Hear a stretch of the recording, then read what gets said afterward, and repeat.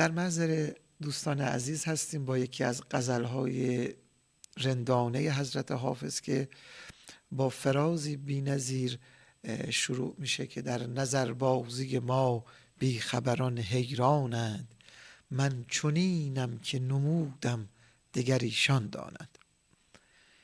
این غزل رندانه در اصل بیان می کند منظر نظربازانه حافظ رو و ما در طول غزل در هر بیت با یکی از ساحت‌های نظربازی حافظ آشنا میشیم. و اما نظربازی از منظر حافظ چه هست؟ قبل از اینکه وارد تعریف نظربازی بشیم فکر میکنم که انواع دیدن رو باید با هم به گفتگو بنشینیم. یکی از انواع دیدن نگاه کردن هست. در نگاه کردن چشم فعال هست تا روزمرگی رو ببیند و این عموماً برای گذران زندگی بسیار مفید و بی‌نظیر هست. نوع دیگر دیدن خیره شدن هست. در خیره شدن چشم فعال می شود تا کیفیت ظاهر یک امر رو با دقت تماشا بکنه.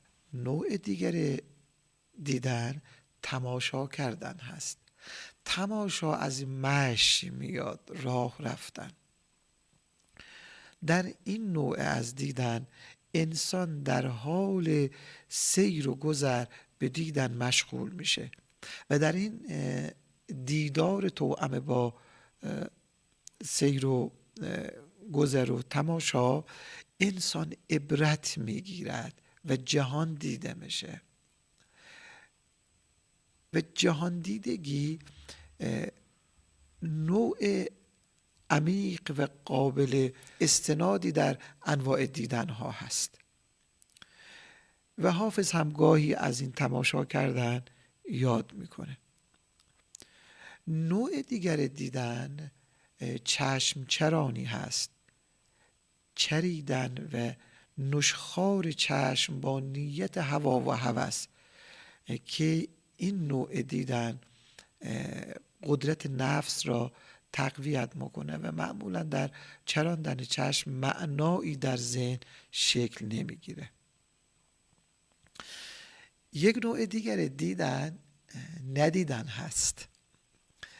گاهی ما باید چشممون رو بر روی امری ببندیم تا چشممون بر روی جهان دیگر گشوده بشه.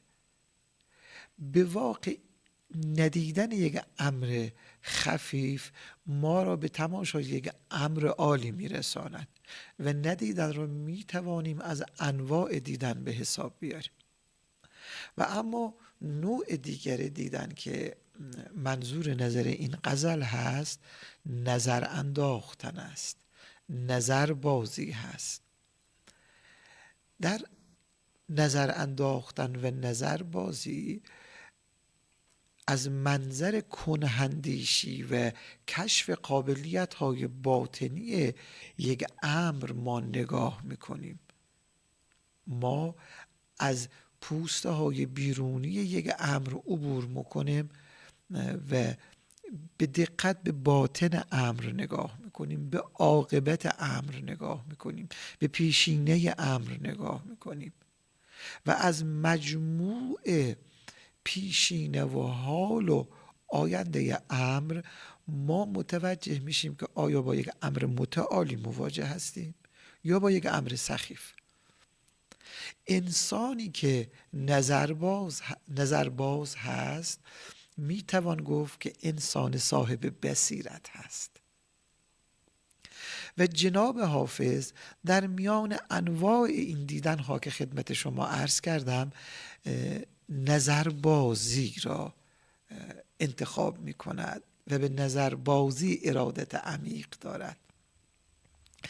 دیدن کون و معنای واقعی امور را به خیره شدن و نگاه کردن ترجیح میده و معتقد هست که انسان نظرباز نگاه پاک داره.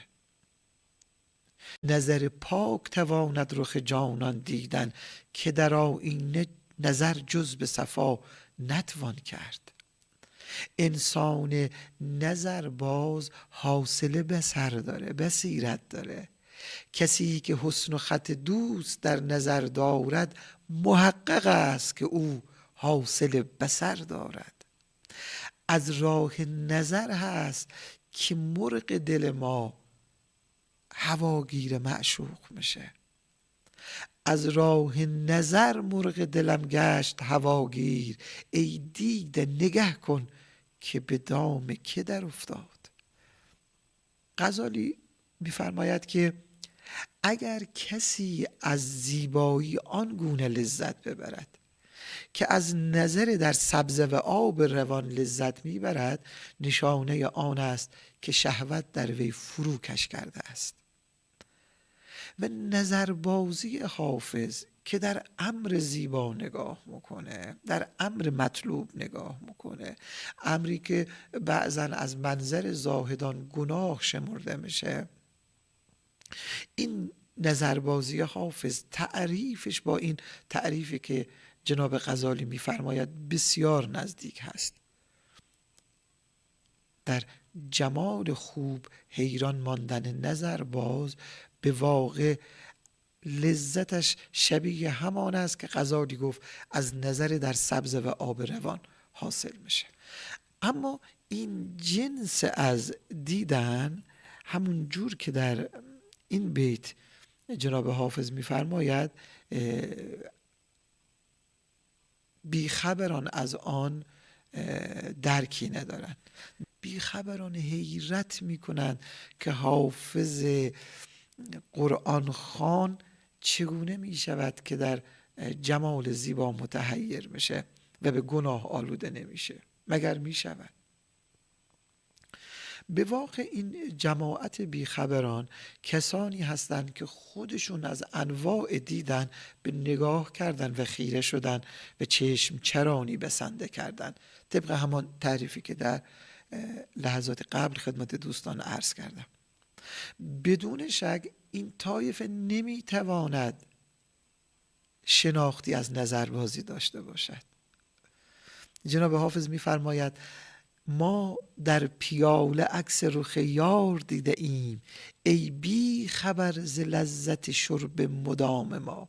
او بی خبر است، نمیداند در پیاله نگاه کردن حافظ او را به چه جهانی از معنا میبرد. وقتی که با انتقاد طایفه بیخبران حافظ مواجه میشه، حافظ دعایی میکند و توصیه‌ای میکند: ای بی خبر بکوش که صاحب خبر شوی، تا راه رو نباشی کی راه برشوی. و به هر حال این بیخبری از این جنس که خدمت دوستان عرض شد از منظر حافظ به هر حال پسندیدنی است. اما خود جناب حافظ هم گاهی بیخبر می شود. چه موقع؟ گاهی که حافظ به جهان عشق مشغول است، به جهان رندی مشغول است، به جهان نظربازی مشغول است، از شر و شور این دنیا بیخبر می شود. مبادا احوالات این دنیا او را از احوالات معنا غافل کنه. غفلت حافظ در این سراچه عجب نیست، هر که به میخانه رفت بی خبر آید. میگه من وقتی که در میخانه عشق حضور دارم، از شرارت های این جهان در غفلت و بیخبری هستم. حافظ میفرماید من همینی هستم که شما مشاهده میکنید. من نمیتوانم چهره دیگری از خودم نشان بدهم. دیگر شما خودتان میدانید من چنینم که نمودم، دیگر ایشان دانند. ایشان همان زاهدان و پشمینه پوشان تندخو هستند که حافظ را به غفلت متهم میکنند، در حال اینکه خودشون در عالم بیخبری و غفلت حضور دارند. با صلوات بر محمد و آل محمد.